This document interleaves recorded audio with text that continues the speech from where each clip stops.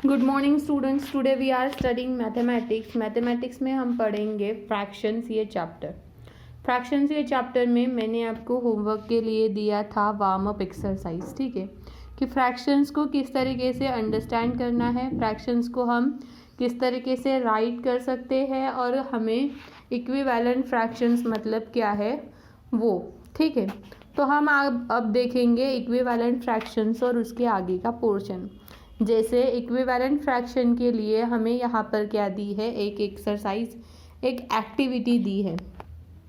ये देखो बॉक्स में क्या दिया है, दो बॉक्स है, ठीक है।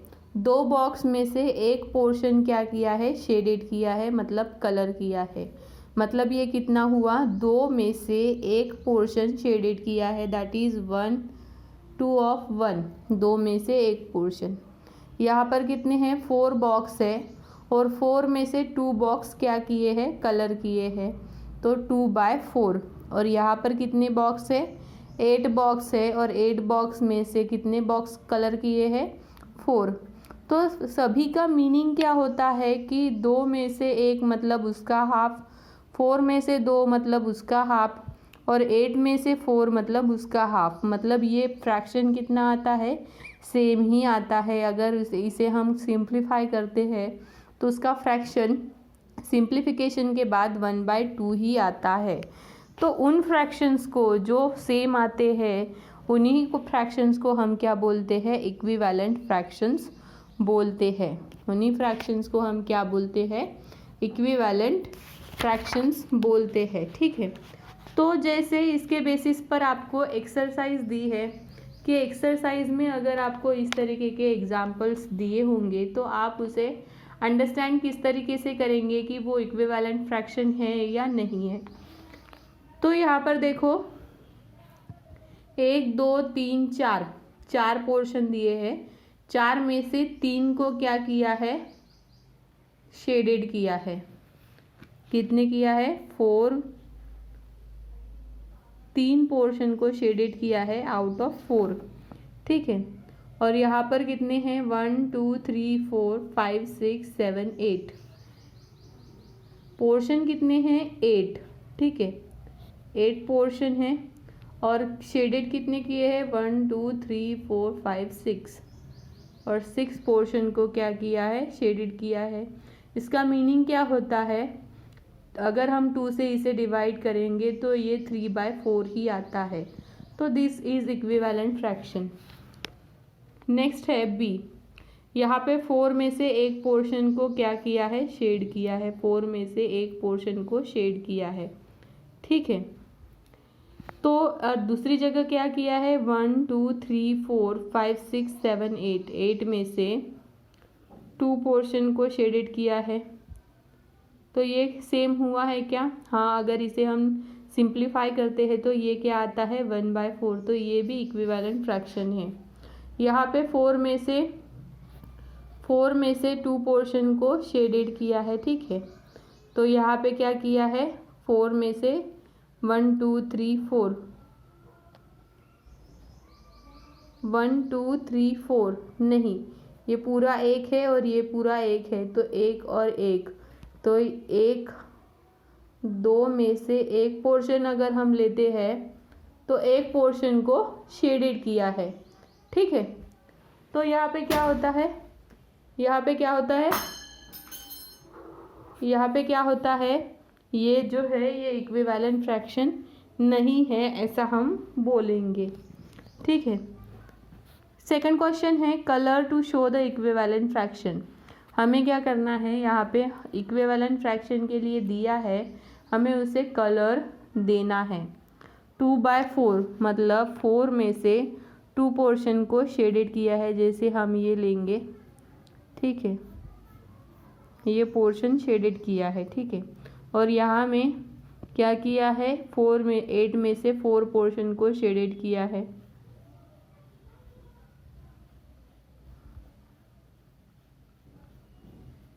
तो इस तरीके से ये क्या होगा, शेडेड होगा। नेक्स्ट उसी तरीके से है, 3 पोर्शन में से एक पोर्शन को शेडेड किया है। ये आपको प्रॉपरली डायग्राम निकालनी है होमवर्क में और उसे शेड करना है। 6 में से 2 पोर्शन को शेडेड किया है, ठीक है। नेक्स्ट है 5 आउट ऑफ 10 और 1 आउट ऑफ 2, ये आपको करना है। नेक्स्ट है फाइंडिंग द इक्विवेलेंट फ्रैक्शन, किस तरीके से हम इक्विवेलेंट फ्रैक्शन को फाइंड करेंगे। अब हमने देखा था कि इक्विवेलेंट फ्रैक्शन मतलब क्या है, वो किस तरीके से आते हैं, by multiplying the numerator and the denominator, वो क्या रहते हैं, सेम ही रहते हैं fraction same by the same number. The next 3 equivalent fraction of 1/5 are 1 into 2 and 5 into 2 is equal to 2/10, ठीक है। तो this is a fraction. By division अगर हम इसे लेते हैं तो बाय डिवीजन क्या आता है, N equivalent fraction can also be obtained by dividing a numerator and denominator of a fraction by a common factor. Common factor से अगर हम न्यूमरेटर और डिनोमिनेटर को क्या करेंगे, डिवाइड करेंगे, तो हमें उसका क्या मिलेगा, इक्विवेलेंट फ्रैक्शन मिलेगा। 3 इक्विवेलेंट फ्रैक्शन 6/18। 3 इक्विवेलेंट फ्रैक्शन मतलब अगर हम इसे 2 से डिवाइड करते हैं या 6 से डिवाइड करते हैं तो यहाँ पे क्या आता है, 1/3 आता है।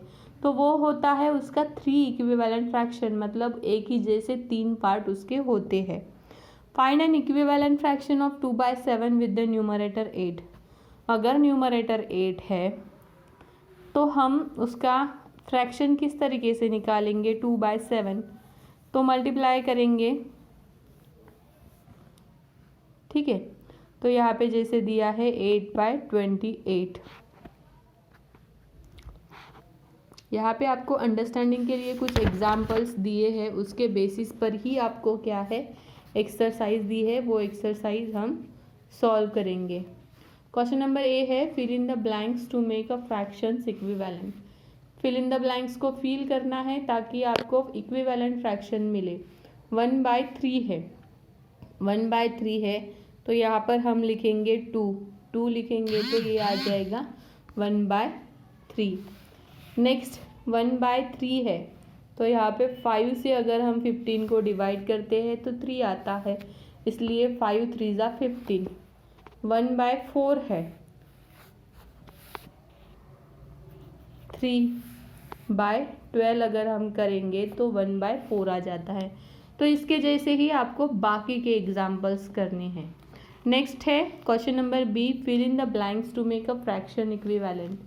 यहाँ पे फिल इन द ब्लैंक्स को फिल करना है ताकि हमारे फ्रैक्शंस क्या आए, इक्विवेलेंट आए। 12/13 यहाँ पर दिया है, तो हम यहाँ पर क्या लेंगे, 12/13 के लिए, जैसे 12/30 के लिए हम यहाँ पर क्या लेंगे, 5 6 ज़ा कितना होता है, 30, और फिर आता है 12, यहाँ पे कितना आता है 12, तो कितना हम लेंगे तो वो हो जाएगा, जैसे हम 2 से यहाँ पे डिवाइड करते हैं, ठीक है, तो 2 से यहाँ पे डिवाइड करते हैं तो यहाँ पे 6 आ जाता है और यहाँ पे 15 आ जाता है, ठीक है, 15 आ जाता है 2 से अगर हम डिवाइड करते हैं।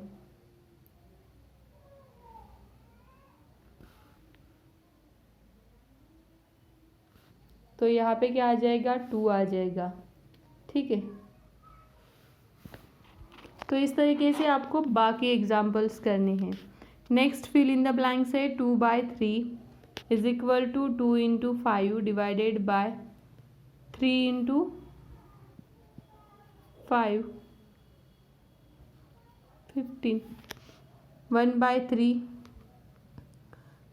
1/3 1/5, that is 5. Write the next 4 equivalent fraction, 1/2, 2/4, 3/6, 4/8, ठीक है। क्या निकालना है हमें, 1/2 का फ्रैक्शन निकालना है, इसलिए हमें ये सीरीज़ कंप्लीट करनी होगी। 5/10, 6/12, 7/14, ठीक है। तो इस तरीके से आपको बाकी भी करनी है। ओके, नेक्स्ट है checking the equivalence. Equivalence fraction तो हमने देखा, लेकिन इक्विवेलेंस फ्रैक्शन को अब हमें क्या करना है, चेक करना है कि वो किस तरीके से इक्विवेलेंट फ्रैक्शन है। If two fractions are given to you, अगर हमें आपको दो फ्रैक्शंस दिए हैं, how will you check if they are equivalent और नॉट। तो आप किस तरीके से चेक करेंगे कि वो दो फ्रैक्शंस जो आपको दिए हैं वो दो फ्रैक्शंस इक्विवेलेंट है या नहीं है। जैसे यहाँ पे आपको एग्जाम्पल दिया है, कंसीडर टू इक्विवेलेंट फ्रैक्शन, जैसे 8/12 इज इक्वल टू 2/3 दिया है, ठीक है। तो क्रॉस मल्टीप्लाई हम करेंगे, क्रॉस मल्टीप्लाई करेंगे तो 8 को 3 से मल्टीप्लाई करेंगे, अपोजिट नंबर्स को हमें मल्टीप्लाई करना होता है। 3 को 8 से मल्टीप्लाई करेंगे, 12 को 2 से मल्टीप्लाई करेंगे। तो अगर हम 3 को 8 से मल्टीप्लाई करते हैं तो 24 आता है, और 12 को 2 से मल्टीप्लाई करते हैं तो 24 आता है। तो आंसर ये क्या आता है, सेम आता है। इसीलिए हम क्या कहते हैं, उसे अपना इक्विवेलेंट फ्रैक्शन कहते हैं। तो यहाँ पे क्या दिया है, thus two fractions are equivalent if the cross product that is the product of numerator of a one fraction with the denominator of the other are equal.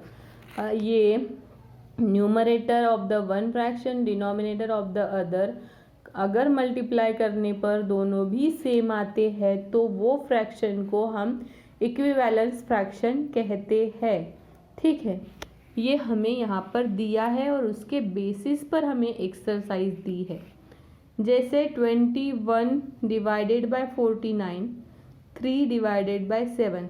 Understanding के लिए तो अगर हम देखेंगे तो 7 से अगर हम यहाँ पर क्या देंगे,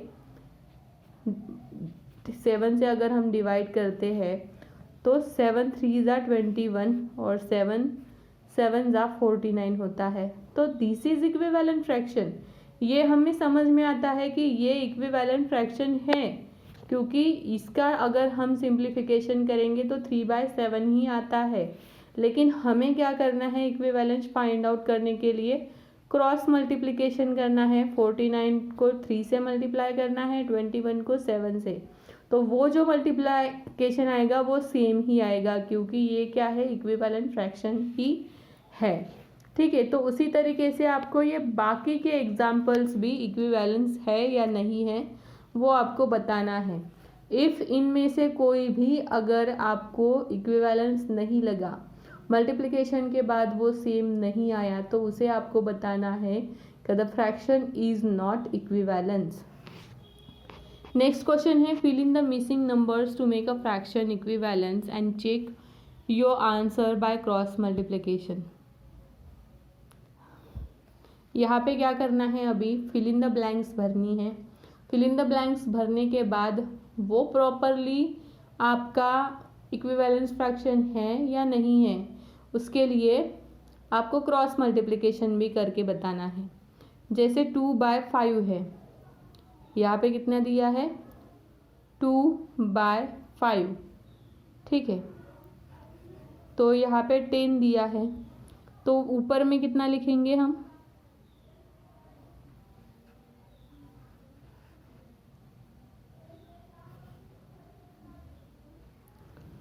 2 को अगर हम लिखते हैं यहाँ पे, अगर हम 2 लिखते हैं तो वो 1/5 हो जाता है, ठीक है। अगर हम 5 लिखते हैं तो वो 1/10 हो जाता है, 1/2 हो जाता है। अगर हम यहाँ पे 3 लिखते हैं तो वो तो कुछ नहीं होता। 4 अगर हम लिखते हैं तो वो हो जाता है 2/5। यहाँ पे क्या लिखेंगे हम, 4 लिखेंगे। 4 लिखेंगे तो फिर आ जाएगा 2/5। और अगर हम क्रॉस मल्टीप्लिकेशन करेंगे इसका, ठीक है, क्रॉस मल्टीप्लिकेशन अगर हम इसका करते हैं तो कितना आता है, 2 × 10 is 20 and 5 4 is 20, that is equivalence fraction. तो ये फ्रैक्शन, ये क्या है, इक्विवेलेंस फ्रैक्शन है। इस तरीके से आपको बाकी करने हैं यहाँ पे जो क्वेश्चन में दिए हैं वो, ठीक है। अगर ये सारे एक्सरसाइज में अगर आपको कोई भी प्रॉब्लम आता है, या आपसे कोई भी प्रॉब्लम छूटता नहीं है या समझता नहीं है, तो वो आपको क्लास में ग्रुप में बताना है कि मैडम ये प्रॉब्लम मुझे समझ में नहीं आया। ठीक है, तो वो प्रॉब्लम हम फिर से देखेंगे, फिर से उसे अंडरस्टैंड करेंगे, फिर से उसके बारे में पढ़ेंगे और उसके रिलेटेड और कुछ प्रॉब्लम लेंगे। ठीक है, तो यहाँ तक आपको क्या करना है, सभी एक्सरसाइज को कंप्लीट करना है। जैसे नेक्स्ट दिया है fraction in the lowest term. अब fraction is the lowest term if the only common factor of the numerator and the denominator is 1।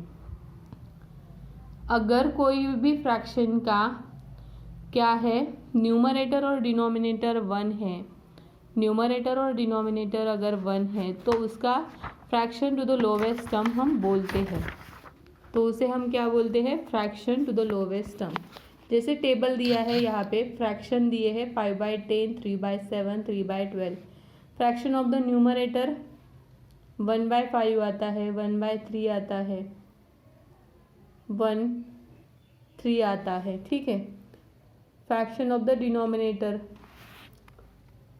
Common factors and whether the lowest factor ये है या नहीं है, इस तरीके से हमें बताना है।